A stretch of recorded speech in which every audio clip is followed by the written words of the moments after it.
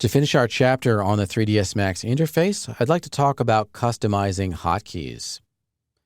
Hotkeys are super useful, and there are lots of them, but not every command that you want to use is necessarily bound to a key on the keyboard. For example, we can choose to zoom in on particular objects, and that will frame that object in a particular viewport. Or we could choose to zoom in on an object in all the viewports. What I would like is to set up a keyboard shortcut that will allow me to select a single object and then zoom in on that object in all of the viewports. There isn't a keyboard shortcut for that. There is a button, however. If we go down to our viewport navigation, there are two buttons, Zoom Extents Selected and Zoom Extents All Selected. If I select an object and I click on Zoom Extents Selected, then 3ds Max will frame that object in the current view. If I click on Zoom Extents All Selected, then 3ds Max will frame the selected object in all views. Now, if nothing is selected and we click that button, we will frame all of the objects, including, for example, this ground plane. And to make that more obvious and dramatic, I can select that plane and make it larger. I'll set its length and width to 500 by 500 centimeters. And if it's not selected, if I deselect it and click on Zoom Extents All Selected, then we will frame all of the geometry in all of the views.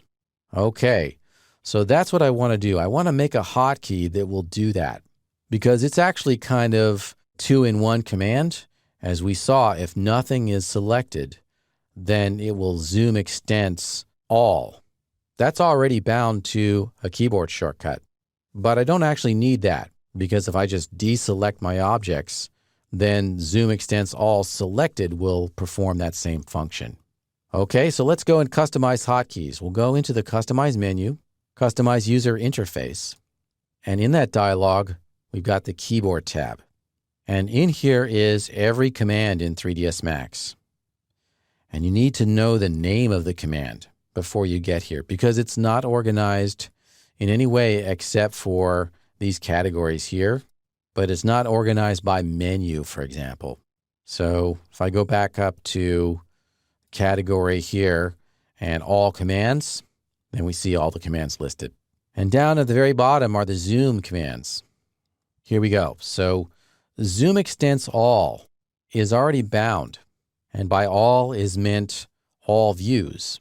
So if we issue this command, what it will do is it will zoom to enclose all geometry in all views. But there isn't currently a hotkey to Zoom Extents All Selected, which is this one here.